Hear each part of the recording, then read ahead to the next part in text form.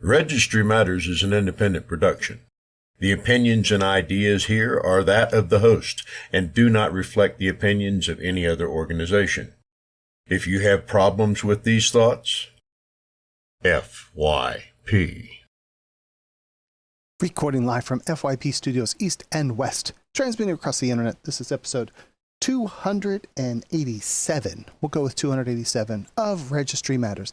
This is going to be the part 2 of the question and answer session that we did last week that you heard. And it's another, it's almost split almost exactly in half. And so there you go. But I want to thank patrons so very much for all the support over all the years, and all the listeners. Thank you so very much for making 2023 a successful year, and look forward to continuing all of this in 2024. And so we'll be off for Christmas. If you're listening to this, it should be pretty much right around Christmas. And Merry Christmas, Happy Holidays, and yeah. So there you go. Talk to you soon. All right. Well, then we're going to move over to Rocky, and Rocky gave us, I think it's 5 if I'm counting right. So this is going to be the speed round, Larry. You got like 10 seconds to answer each one. I know the first one you hate. So which state is the easiest to get off the registry? And then conversely, which one is the hardest? Florida, hardest, impossible. Well, that would be easy if there's some states where there's just no pathway off. And if there's a pathway off, even though I may not like those pathways, and I don't like most of them, when they have a pathway off that requires a petition, I do not like that, but I prefer that over no way off. And I tell people, gee, I'm doing the comparison here of, does California have a better process now than when they had no way off? Of course they do. If there's no way off and there's now a way off, absolutely, that's better. It may not be ideal. It's kind of like in Arkansas, they have a risk-based system. It's not ideal, but it's better than throwing everybody in the same pot and saying they're all the same. But there are states where you just have to die on the registry. And that would be the hardest thing to deal with for me, is that there's no pathway off. Can you imagine going down with oxygen and being on a wheelchair after the walker? Can you imagine all these things? Then being bedridden, what would you do then? Seems like it'd be a challenge. I do want to mention that NARSAL has a wiki. These are volunteer updated laws and statutes for, I believe they have all 50 states and some of the territories as well. So go to, I'm pretty sure the URL is statewiki.narsal.org, or just go to the front page of narsal.org and look for resources and you can find it. And then go look at your state, and then you can look through where they have what your requirements are to either be included on or get off. And then they generally cite to which part of the statute is there. And it's at least, as even with Wikipedia, it's at least a first cut of where you could go to find out more information and get an idea of what you're looking for. I would say the state to get off the easiest would be a state, and I'm not going to necessarily name the state on the program because that'll drive the people on Reddit even crazier. But I would say a state where you time out. You do not want to have to file a petition because A, it costs money, and B, there's no guarantee it will work. But if you could find the group of states where there are no, they don't translate you. Let me figure out how to word this where it makes sense. If you go to a state that hypothetically doesn't treat you based on what you had when you were from the state you came from, and they treat you as a brand new person as if you'd been convicted there, and they have a 10-year obligation for your offense, then you've got 10 years to go. Well, if you've already done 22 years, that's not too appealing to you, right? If you've already done 22 years in another state or a combination of states, and you have to start all over in hypothetically Vermont or Maine, and you have to do 10 more years, that would not be as appealing than if you could go to a state where you didn't have to have a particular amount of time in. So it's situational. When you ask that question, I would want to know how old you are, how much money you have, meaning can you afford to have a lawyer and a psychosexual evaluation of the things that would be necessary if you were trying to have to go through a petition process. If you don't have any money and you're not 100 years old already, and 10 years is not such a long period of time, then In my mind, if I were facing this, trying to get off the registry without financial resources, I would want to go to a state that I timed off without having to go through any bureaucracy. Does that make sense? It does to me. Okay, well, maybe it will make sense to others. But if I was 70 years old and I wanted to get off and already had 30 years in, and financial resources were not such a challenge, and I could live anywhere, hypothetically, my income followed me, and I could live anywhere, I might go to a state that has a petition process and they don't require a particular amount of time on that state's registry before you'd be eligible.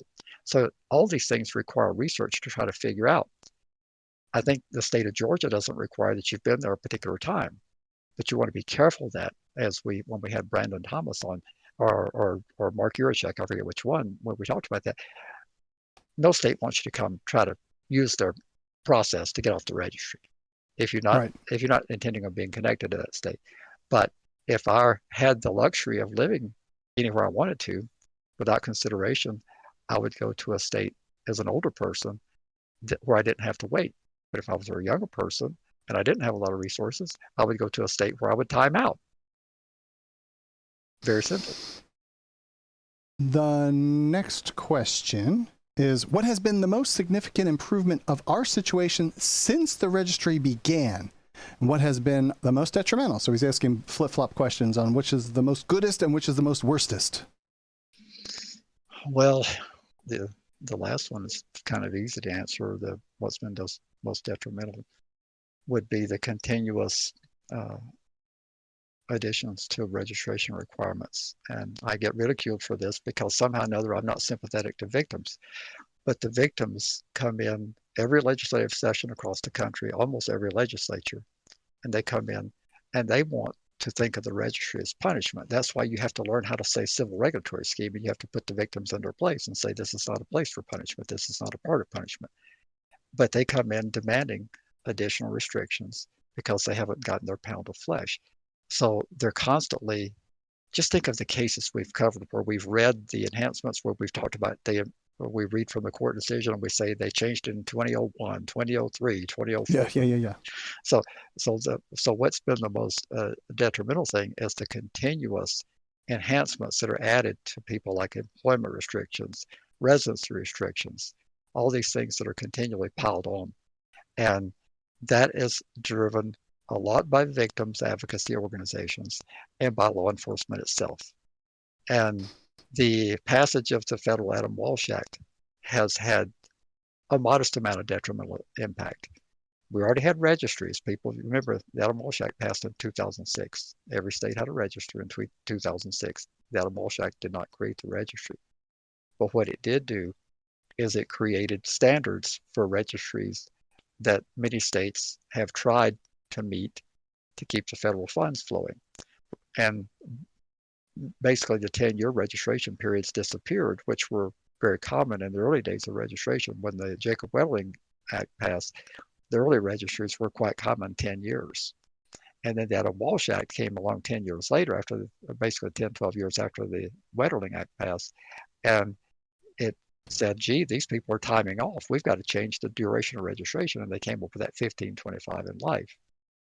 In my mind, the Adam Walsh Act has been very detrimental to our cause. And the most significant improvements would be in terms of the legal challenges that have been decided in favor of you can't do all these enhancements retroactively. We've been able to roll back some of the requirements through continuous litigation, chipping away at primarily retroactive application. But that doesn't make the registry go away. None of these decisions say you can't have a registry. It just says you can't do certain things retroactively. So the registry is still alive and functioning in all of our states and territories. And to hone in on that one a little bit, where some of those have been rolled back, and you're pointing out specifically retroactively, meaning somebody that was convicted in 1910, they can't keep piling on more and more shit. But someone that got convicted a year after the new stuff, they get the new stuff. They get Correct. The new hotness. Correct. The newer registration obligations, they're going to have to be challenged on different grounds. And that's kind of what we discuss on the legal strategy, trying to figure out new grounds where we might gain traction to try to tame the registry and hold it at bay. None of us are under any illusion that we're going to end the registry, and I think that's somewhere in one of the questions I saw here, but it's not going to happen anytime soon. And but we're trying to contain the beast. That's what we're trying to do. So that actually is the perfect segue. What is the best way we can fight against it? Well, I would continue to push on you've got to stop the enhancements. We had a senator here. He's no longer a senator. He's retired now, but he spoke at our 2012 conference that was held in Albuquerque. And when we started visiting him around 2008, he said, "You're fighting a tough issue. I'm with you." He said, "But the first thing you got to do is you've got to stop any more enhancements." He said, "You've got to learn how to kill bills." And we learned very early that was our destiny, was to kill bills. So from 2007 to 2011, we were 100% successful in killing bills. And in 2011, I drafted a bill and we passed it. Now, Governor Martinez vetoed it, but we still learned how to pass a bill. And so what's the best way we can fight it is all the states would need to become far more proficient at stopping any additions. That goes to you, Florida Action Committee, it goes to you, Texas Voices, it goes to all the states that have legislative sessions where bills are introduced, and most of the time they pass. You've got to get better at stopping it. That's the best strategy. And once the sky doesn't fall after you stop bills for a few years, then the receptivity to passing things that might begin to peel off some of the restrictions and make things a little bit better.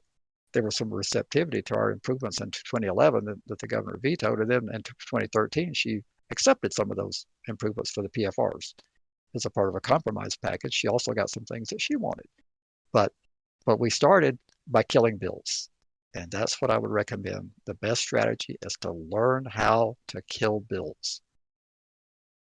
Beans, as we are about to roll the clock over into 2024, what happens about a month or so after we roll into the new year?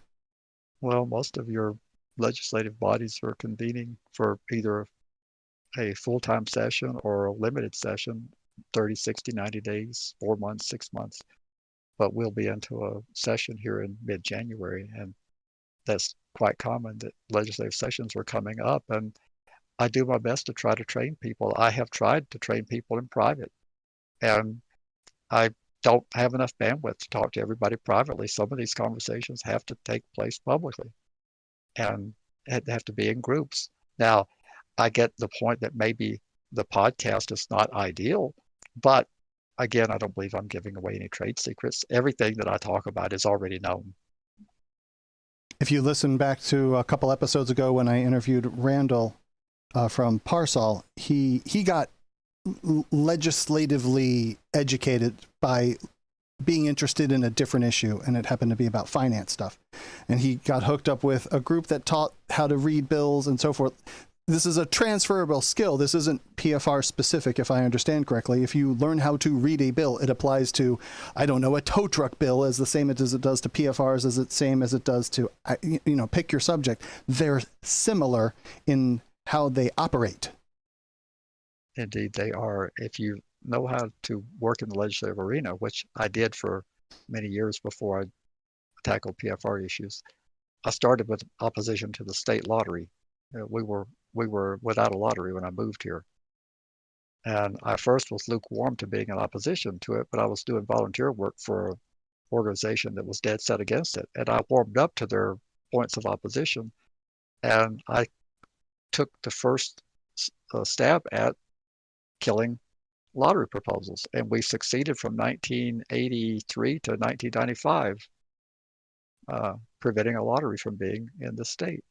And I learned a lot of people. I learned how to deal with a lot of people from different sides of the political spectrum. I wasn't dealing with PFR issues. Then I dealt with public assistance issues. I dealt with minimum wage issues. I mean, I've dealt with a number of issues, but I started on an issue totally unrelated to this. And if we can stay there for just a second. So this is an individual that you and I both know personally. He's a good friend of mine. And he is asking, what is the best way we can? So I want to change that, Larry, is I would like you to tell Rocky how he can fight against it. He is on supervision, probably kind of tight supervision, living in a state that you're familiar with. But what should he do specifically? Should he get involved with the local group? Should he just donate gobs of money to them? What do you think that he should do? What would be the first handful of steps? One of the most important things Rocky could do, and I don't know if he would feel comfortable, but he needs to get to know a legislator or two and on a personal level so that he can talk to them about this very significant issue in a way that they've never heard before. Because they have no idea how the registry works. They truly don't. And when they get that information, they will be shocked. When they find out that people are on the registry for things they're on there for, they'll be shocked. And you're rolling your eyes saying, how could they be shocked when it's in the state statute? Because they've never thought about it. Because there's hundreds of thousands of pages of legislation. Yeah, they've never thought about it, been exposed to it. But if you have money to donate to the Georgia cause, I think they've got a fairly competent team in place. It's small, but I think they've got people there that know what they're doing if you've got money to donate. But one of the best things you can do is talk to a lawmaker personally, get the audience of a lawmaker or two. And when these bills come up, there's somebody there who says, by the way, a constituent of mine said this, and I had no idea. And I'll tell you, it happened. I'm not having trouble recalling the guy's name, but he went and spoke to a senator, his senator, and Senator Richard Martinez is no longer in office, but he went and spoke to Richard about what the registry did to him. And Richard came in to a hearing, and he started talking about what that man had told him. And he said, we can't keep piling onto these people. And he recited what had been said to him about life on the registry. And he said, these people need to be able to function somewhat normal. And Richard had no idea because nobody had ever told him. Somebody just asked quickly, where would you learn how to kill a bill? And every time I hear this, Larry, there's a movie called Kill Bill. And every time we say Kill a Bill, I always think of just go watch the movie Kill Bill. Not related at all, but that's just where my head goes. And my reply was, Larry, so what would be the way that we could en masse teach our people how to kill bills? There's going to be some variation depending on the state because each state has different processes. You can kill bills in some states by making sure they don't cross over by a certain date. Right. We don't have a crossover date, but that effectively kills a bill unless they place it on a bill that's already crossed over as an amendment, which they can do. But it's going to be state specific. In a state that runs year round, you may not be able to do the strategy that we do here. We do the strategy, and I know I'm going to offend people by telling people what we do, but they know we do this. What we do is well known. We have a committee process, and bills are given to committees in each side of the rotunda. So if it starts as a House bill, it's going to get 2 House committees, and then when it crosses the rotunda to the Senate, it's going to get 2 more committees. And in a part-time legislature, your goal when you're in the killing business is to make sure that you wreck it at one of those pressure points in one of those committees. You've got 4 shots at it. Now, I don't think I've given any trade secrets because they know that they've assigned it to 4 committees.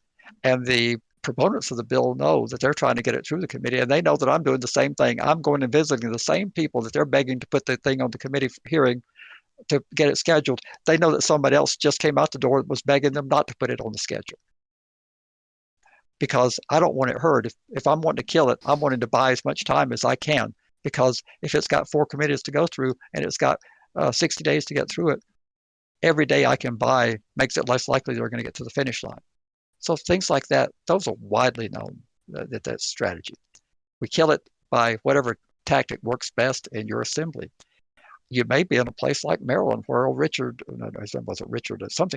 he was the chair of the House Judiciary Committee. Valerio didn't like a particular bill.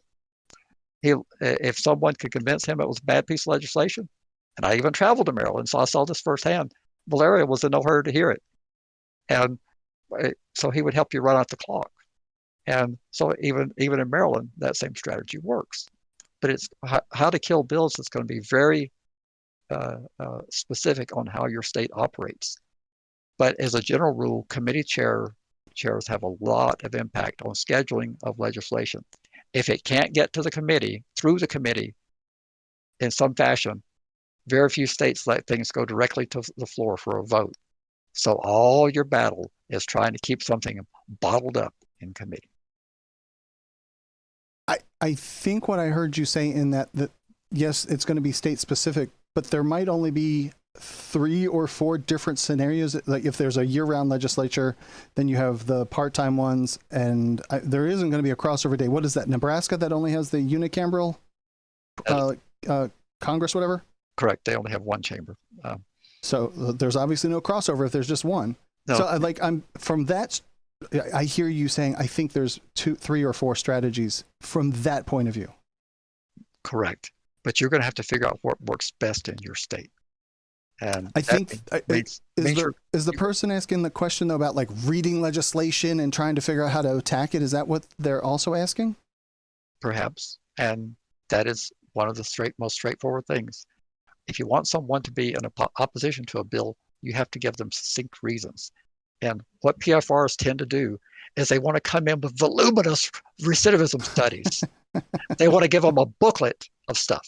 And that's not the way it works. It doesn't work that way. I'm sorry. You wish it did, but it doesn't. And you need to give them something they can soundbite. This is a soundbite business. And when they're coming up with what they can tell a camera that comes rolling in saying, why did you not vote for this bill? They can't hand the reporter that recidivism document. They need to say, because of these 2 reasons. And moving on. Oh, go. I'm sorry, I didn't want to interrupt you. And for some reason, the people will not accept that. They think that when I say stuff like that I'm just making this up and pulling it out of thin air. And they get mad at me because they know that if anybody would read that recidivism document, they would understand that nobody recidivates and that the registry is built on false premises. And they don't understand why I can't understand that. And it frustrates them to no end that I can't understand something that's so simple to them. And I tell them, I understand that recidivism is not a significant problem, but it's not a winning hand. What you refuse to understand, it's not a winning hand. And you need to give them something that they can soundbite. You don't need to give them that voluminous amount of talking points. You need to give them a couple of talking points. That's it. And we've certainly covered this one, so this one will be super quick. And what do you see using your snow globe of predictions? What's the final outcome? Will the registry ever be abolished? It will only be abolished if we get the political will to do it, meaning that the American people have to not support the concept of branding their citizens. And we've not messaged that very well. I mean, we'll throw around the Jews, the marking, but we've got to convince people that putting restraints on people as we do and branding them as we do is un-American. We've got to perfect that message. But otherwise, unless the political arena can abolish it, the courts can never abolish the registry. And I get the most hate mail when I say that because they say, Larry, you don't understand. The courts could abolish it. No, they can't, because you could register people in a constitutional fashion. It would have to be a very benign registry, but you could have a constitutional registry. I want there to be no registry. And that is not something the courts can do for us. So to totally abolish the registry, we're going to have to change the mindset of Americans. And I don't see that on the horizon in my lifetime. And I'm 182 years old now. And that email address is crackpot@registrymatters.co. Final question from Rocky is, and I gave him, he called me the other day and we talked about this one. He says, I have a friend, an 80-year-old friend on the registry, level 2, off of probation. This person is in Georgia, and doesn't feel it is worth the effort to apply to get off the registry. What would you say to the individual? That's a tough one. If you're 80, you're probably not having employment discrimination of any significant way. You're probably not out socializing much. Most 80-year-olds are not all that active. So I'm guessing that the average 80-year-old is restricted mostly to their home, right? I don't have that detail, but 80, George Burns was pretty active till whatever, 105 or something. So But I think it's always worth the effort to get off the registry. I'm just trying to look at it through the 80-year-olds. It is always, always, always worth the effort to get off the registry if you have a reasonable shot at getting off the registry. Projectiles can come through your windows. Your house can mysteriously catch fire. All these things of vandalism can happen to you when you're on a public hit list. So it's always worth the effort to get off the registry. Could you imagine a scenario, Larry, where the 80-year-old has I forget what the word is, where they have the little oxygen thing in their nose and they're carrying around a tank, and it's challenging for them to get there for their annual registration, and they're late, and they then issue a warrant for the 80-year-old who was just a little bit too immobilized at being 80 that they couldn't register, and they actually lock the individual up. Can you imagine that scenario? I've actually heard of something similar to that. I don't know if it's quite that egregious, but I've heard of elderly people that mainly it's cognitive decline and they get mixed up on their dates. Okay. And don't make it down there and they get violated. I've heard of that and it's really sad. And that's another reason why an 80-year-old would want to get off the registry, because you're more likely to have cognitive decline at 80 than you are at 40. And the DA is going to be an ass and be like, well, law says, and you've been on the registry for 70 years now, and they're still going to prosecute you? There would be some that would. There would be some that wouldn't. My favorite DA of all time, Alex Hunter up in Boulder, and his chief deputy, Peter Hofstrom, they probably wouldn't have, but there are people who would. That's just awful. So the answer is just the threat of prosecution, which is the exact same thing we were talking about with the Florida registry, with the website, excuse me. The threat of prosecution. Doesn't matter about whether there's a website or not. If you're not on the registry, then missing that quote unquote day, there wouldn't be a day, missing that day, you wouldn't get arrested because, well, you're not on the registry anymore. That would be the threat of prosecution, would probably be a greater threat than violence, but I would say that retaliation and violence against you. And all it takes is some busybody to say, that old 80-year-old man, did you know he's still a pervert? I seen him. He was out in his yard and he was looking at my granddaughter, and I can't believe he was staring over at her like he. I said, well, wait a minute, wouldn't you had to been looking at his yard for you to know that he was looking in yours? And they never can answer that question when I pose it. Well, how would you know he's looking in your yard if you weren't looking into his? So I love that answer, Larry. You've given me that. I'm like, yeah, that's a good point. How did you know he was looking if you weren't looking? Why were you looking in his yard? Maybe you're the one. So, but, yeah. Okay. Are you a first-time listener of Registry Matters? Well, then make us a part of your daily routine and subscribe today. Just search for Registry Matters through your favorite podcast app. Hit the subscribe button and you're off to the races. You can now enjoy hours of sarcasm and snark from Andy and Larry on a weekly basis. Oh, and there's some excellent information thrown in there too. Subscribing also encourages others of you people to get on the bandwagon and become regular Registry Matters listeners. So what are you waiting for? Subscribe to Registry Matters right now. Help us keep fighting and continue to say FYP. And now we are on to the final contestant for the night. This is Brian, and I will leave it at that. And let me go find him and unmute him. And you are now live. Go ahead, Brian. Hey, Larry. So kind of in the same vein of the scuttling the bills ahead of time before they get anywhere, if it seems to me like it might be worth a shot maybe to try helping write some minor changes in a subtle way that constantly are improving the law in our favor. Is that something that's even doable? Or how would somebody go about learning how to write bills like that? Well, it's not the writing that's the problem. It's getting the support for passage. As a general rule, if you're going to do something that only helps PFRs, it's going to be difficult to gain traction with that politically. I always take the compromise approach. I want to go to the state and find out what they want that I can live with. And I know that seems like a corrupt system, but that's the reality of the system we have.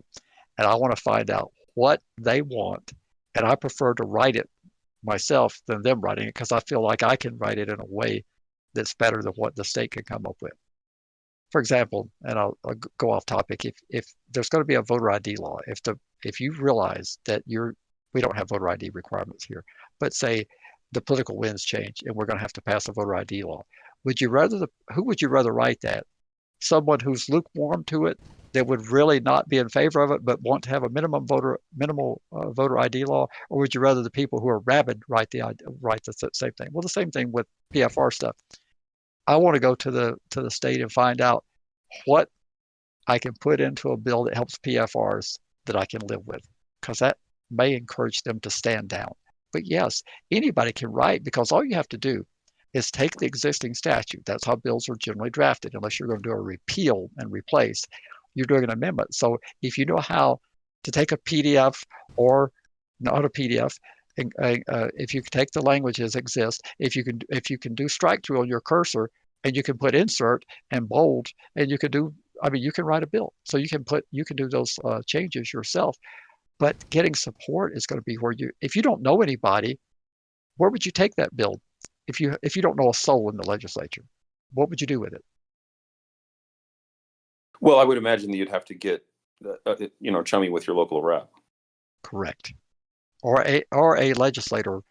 Your local one would be great if he or she's interested in it, because they represent you. And if you can convince them that this is not politically a disaster for them, it may be politically neutral, or even ideally, there's some advantage. That's how I got the bill passed in 2013, as the governor had something that she really wanted. And I could live with what she wanted if I wrote it.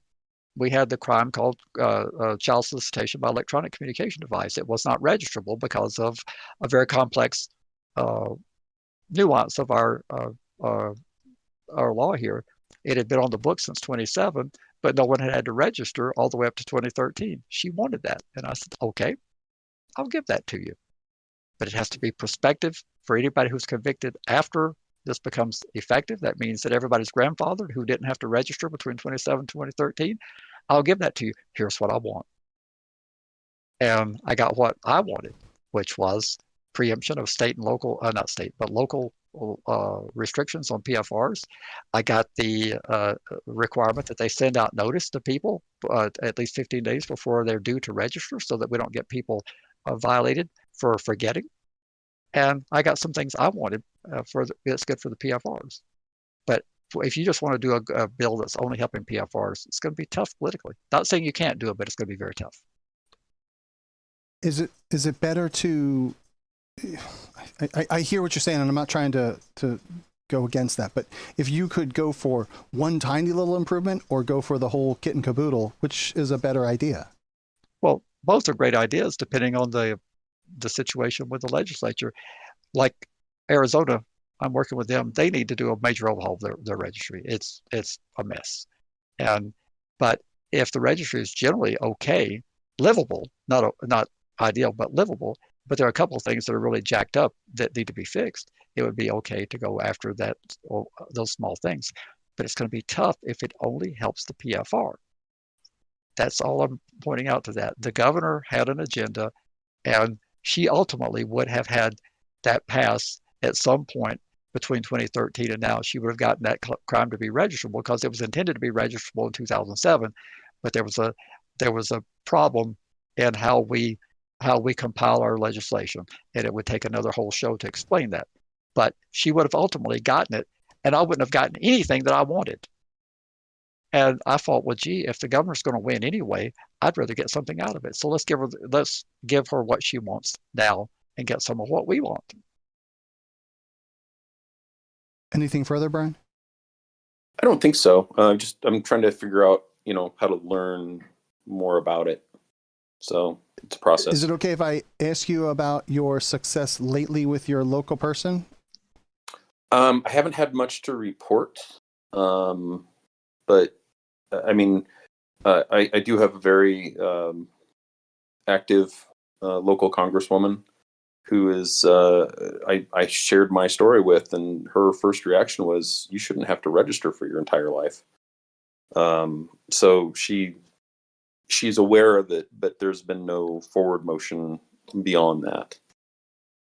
I don't know that you're going to have to You've take her, shared this story with Larry. you're going to have to take her something that you want her to do. Now you say congressman. Are you meaning Washington, or you mean you're at your state level? State. Yeah, I think at the state level is a much more realistic possibility for change. Absolutely. But being that we don't have a federal registry, that'd be correct. But I just heard you use the term congressman. But yeah, you need to take her something. You can tell her, and she can feel sorry till she's blue in the face, but you have to give her something you want done.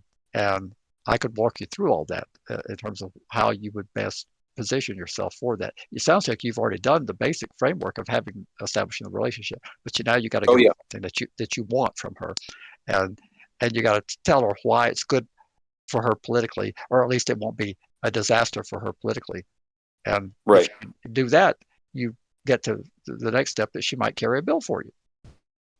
Well, and I mean, to that point, I mean, just for the audience attending or reading the transcript, it is amazing how accessible a lot of these state legislators are. If you start showing up to their events and be kind and respectful and just engage them in regular conversation, they will take the time to get to know you. And if you volunteer to help them out in their campaigns, they appreciate that even more. I mean, I'm on a first name basis with my local representative. That's really awesome. And soon you'll be on speed dial where you'll be able to call. And if I'm working on it.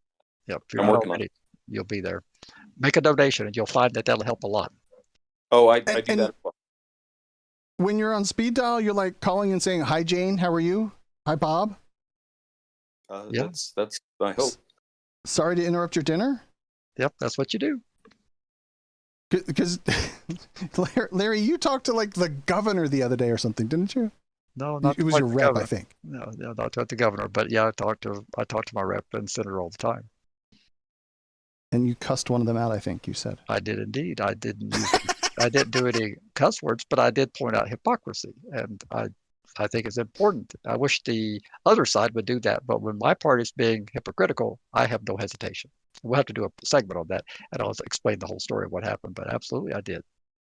Well, and the main reason I'm going down this path is it costs me nothing. If you go get a lawyer and try to, sue your way out or use the judicial system, that costs money. All this is really costing me some time and, maybe a donation here and there, but that's a lot less expensive than lawyers. Did you want to disclose to the audience what state you're in? Colorado. So.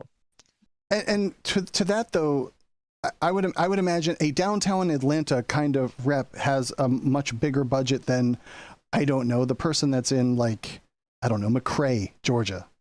Like the donation amounts are going to be proportionate to the population size. That you're out there in the sticks somewhere.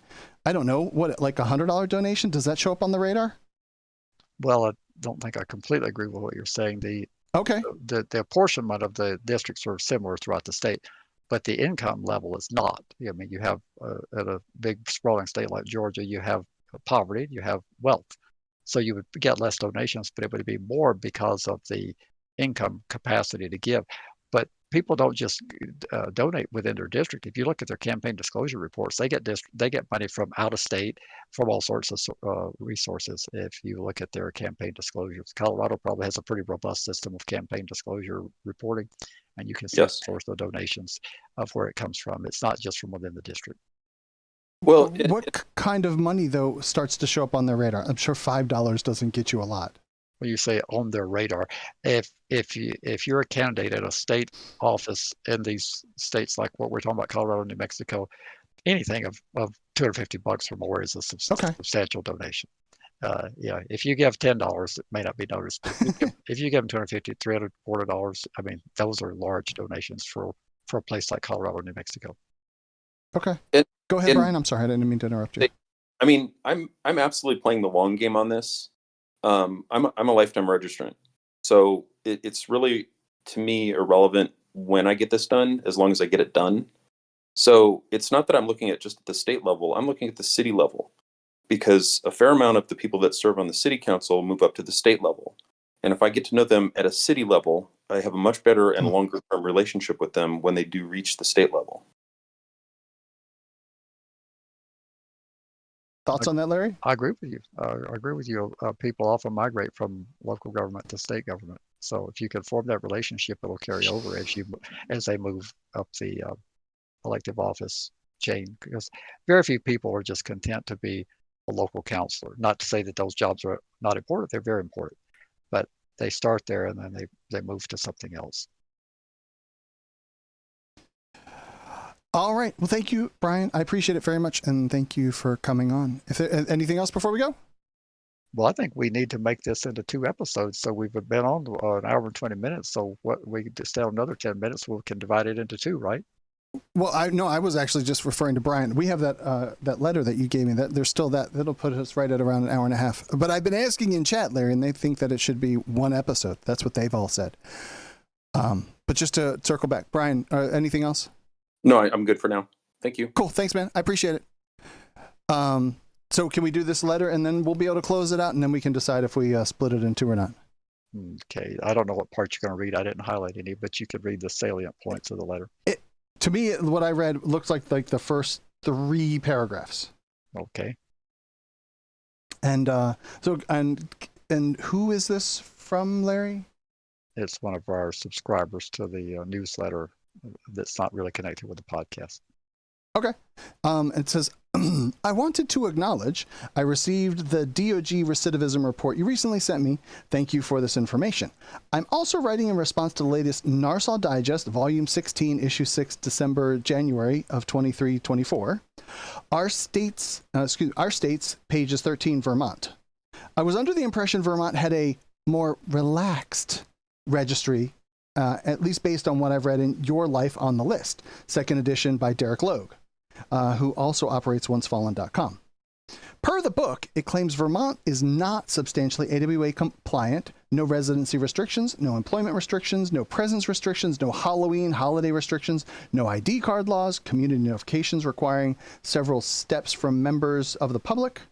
It's interestingly worded. All of this sounds good on paper as far as a state that may allow a good quality of life for a PFR. Being a person who will soon be released at my sentencing district in South Florida, Vermont sounded much better and had been telling loved ones to research possible properties to purchase. I was surprised to read in your Vermont section the state has draconian SOR laws. It's concerning and makes me rethink all my options. I'm hoping Tim Burgess can provide more information on what makes this state's laws draconian and if perhaps the information provided in this book is incorrect and misleading. I think that covers it right there. I think it does. And I would like to tell a story because everything is relative to what you know. I don't think Mr. Burgess, the author of that, has ever lived anyplace else. And I don't think Mr. Burgess is really up to full throttle in terms of understanding the draconian registries that exist around the country. So I would say that Derek Logue would be much more of a reliable resource as anything he's published, because Derek, for better or worse, whether you like him or don't like him, he knows a lot more about the registry. And I would trust what Derek is saying. If there's a book that Derek's written that says this, I agree with him. It's not that draconian being in Vermont, but it's relative. I spent about 60 days in the Boulder County Jail back in my early days.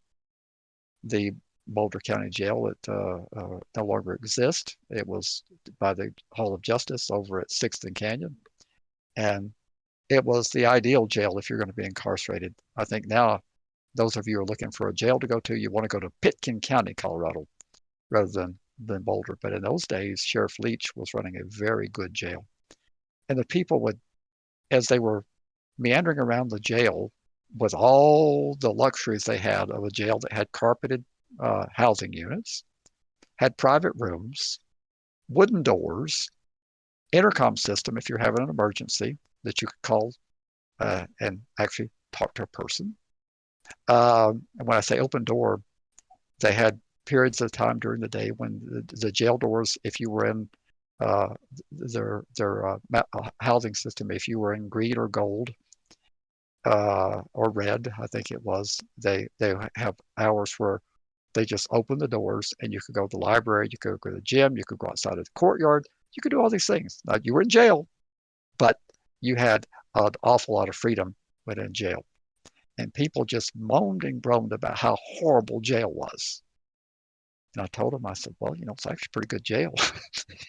The food sucks. I said, no, actually, the food's pretty good here. I mean, it's not fine dining at its best, but it's comparable to what you would have in an institutional setting, in a hospital, in a school cafeteria. It's adequate, and the caloric intake is enough, and you could live without any commissary funds on what they feed you. It sucks. Well, of course it does. You're in jail. So the analogy I'm making, the Vermont registry is less than ideal. You'd prefer not to be on a registry at all. But if Tim Burgess thinks that is draconian, then he has very little experience with registration laws around the country, because Vermont is far from being draconian. And in fact, what would the word be used for Florida then, in Alabama? In Mississippi and Louisiana, and on and on and on. It's like it, but it's relative to a person's understanding. A person who got thrown in the Boulder County jail, and a talk show host, he even told that talk show host, maybe those in Colorado know if Gary Tesler is still alive, but Gary Tesler had been arrested and spent a couple of days in Boulder County jail. And he said after they took his fingerprints and did the standard looking, and then they put him in the intake, which was the blue module, where they're evaluating if you're going to be able to function in a jail setting and what type of housing would be appropriate for you before they moved you through the level system. He said it was the most awful feeling of his entire life, when the mechanical door clanged shut, because in intakes they had the mechanical doors that went on the track, and you heard it go bang after you heard the buzzing of the thing. But once you got out of intake, the housing units got a lot better, and you were not subject to all that stuff. But as far as Tesla was concerned, those 24 hours or whatever it was in jail was the horror of his life, because it was relative to a man who had never been in trouble, had never seen the inside of a jail, and he thought it was awful. So that would be my response to this letter writer. The Vermont registry is not draconian by any means. You don't have any prohibitions. All the things he mentioned, to my knowledge, are true. And we've got a patron who just recently located there. He verified that. In fact, just very recently. Remember, we had a discussion after the show, and he was grateful that he moved there. Yep. So far. Yeah. So it's just not the case. But it's all comparable to your life experience. If that's the only registry you have an experience with, it might seem draconian. But if I had to be on a registry, that would be on one of the states I would look at. Okay. Well, I think this would be the time, Larry, that I'm going to wish everyone a happy holidays. It's last week it was the second night of Hanukkah. Hanukkah's over then, I guess. Jeez. And I didn't light the candle. I asked my kid if he would want to light the candles just for the exposure to the culture and the experience. And he was like, nah, I'm good. Like, really? Anyway, happy holidays, everyone. And anything you want to say walking out the door, Larry? I would say the same thing. We're grateful to everyone who's supported us for the last, 6+ years. And apologize that some of you have not been able to get the answers from me that you would like. But hopefully you understand that we do the best with the information we have to be helpful. And that's the whole motivation of the program. I actually would be happy if I didn't spend so many hours on this issue. It really is quite draining, but I know people are benefiting from it. People do appreciate the information, and I do believe we're providing a valuable service. And those who support us, thank you, and happy holidays to you. And hopefully we'll have exciting stuff to report in 2024.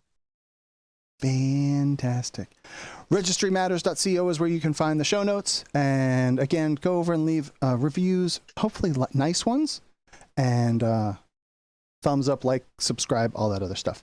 And like I said, registrymatters.co. And if you are so inclined and fortunate to have extra disposable income, that $1,400 a month thing, that would be great. Patreon.com/registrymatters. Even, we did get a new patron. That was the one last thing I needed to say. Ryan, thank you very much. Appreciate it. And if just throw a buck our way monthly, and that would be fantastic. And I hope everybody has a great, happy holidays. And this will either be 1-part or 2-part episode. So if it's long, then it's one part. If it's sort of short, then it's 2 episodes, and look for one next week. And I will see you all. It'll be kind of like New Year's Eve or something like that when we record again, Larry. Sounds good. Take care, my friend. Have a great weekend and holiday, and I'll talk to you soon. Good night. You've been listening to FYP.